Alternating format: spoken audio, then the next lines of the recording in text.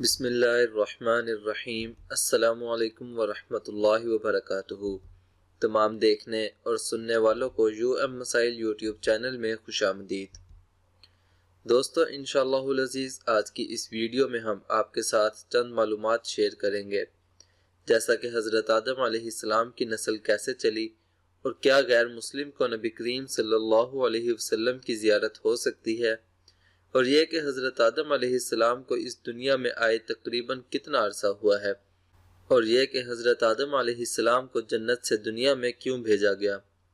لہٰذا اس ویڈیو کو آخر تک لازمی دیکھیں تاکہ یہ معلومات آپ کو بھی حاصل ہو سکے۔ آئیے مل کر نبی کریم صلی اللہ علیہ وسلم پر درود پاک پڑھتے ہیں، اس کے بعد ویڈیو کو شروع کرتے ہیں۔ اللہم صلی علی محمد وعلی آل محمد کما صلیت علی ابراہیم وعلی آل ابراہیم انکا حمید مجید۔ اللہم بارک علی محمد وعلی آل محمد کما بارکت علی ابراہیم وعلی آل ابراہیم انکا حمید مجید۔ سوال: کیا غیر مسلم کو نبی کریم صلی اللہ علیہ وسلم کی زیارت ہو سکتی ہے؟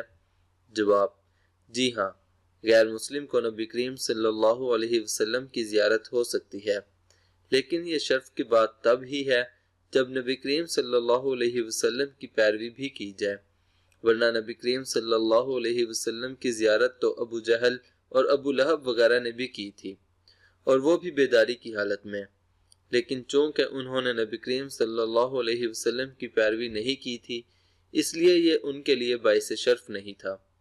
سوال: حضرت آدم علیہ السلام کو اس دنیا میں آئے کتنے سال ہوئے ہیں؟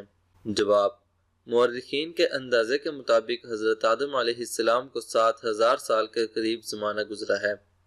سوال: حضرت آدم علیہ السلام کو فرشتوں نے کون سا سجدہ کیا تھا؟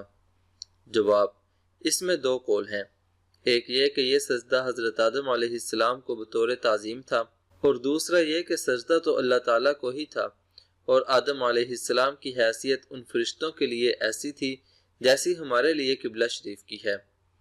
سوال: حضرت آدم علیہ السلام کو غلطی کی سزا کے طور پر جنت سے نکالا گیا اور انسانیت کی ابتدا ہوئی، تو کیا اس دنیا کو غلطی کی پیداوار سمجھا جائے گا، یا پھر آدم علیہ السلام کی اس غلطی کو مصلحت خداوندی سمجھا جائے؟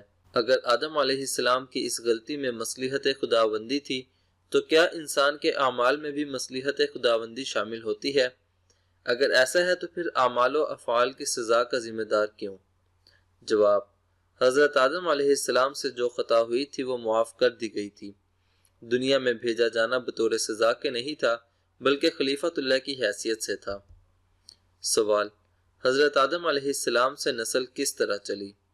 یعنی حضرت آدم علیہ السلام کے لیے اللہ تعالیٰ نے حضرت حوا کو پیدا فرمایا۔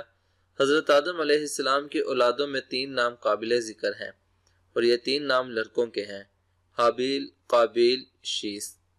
آخرکار ان تینوں کی شادیاں بھی ہوئی ہوں گی، کس کے ساتھ؟ جبکہ کسی بھی تاریخ میں آدم علیہ السلام کی لڑکیوں کا ذکر نہیں آیا۔ برائے مہربانی یہ بتائیں کہ حابیل، قابیل اور شیث سے نسل کیسے چلی؟ جواب: حضرت آدم علیہ السلام کے ہاں ایک بطن سے 2 بچے جڑواں پیدا ہوتے تھے، اور وہ دونوں آپس میں بہن بھائی شمار ہوتے تھے، اور دوسرے بطن سے پیدا ہونے والے بچوں کے لیے ان کا حکم چچا کی اولاد کا حکم رکھتا تھا، اس لیے ایک پیٹ سے پیدا ہونے والے لڑکے لڑکیوں کے نکاح دوسرے بطن کے بچوں سے کر دیا جاتا تھا۔ حابیل قابیل کا قصہ اسی سلسلہ پر پیش آیا تھا۔ قابیل اپنی جڑواں بہن سے نکاح کرنا چاہتا تھا، جو دراصل حابیل کی بیوی بننے والی تھی۔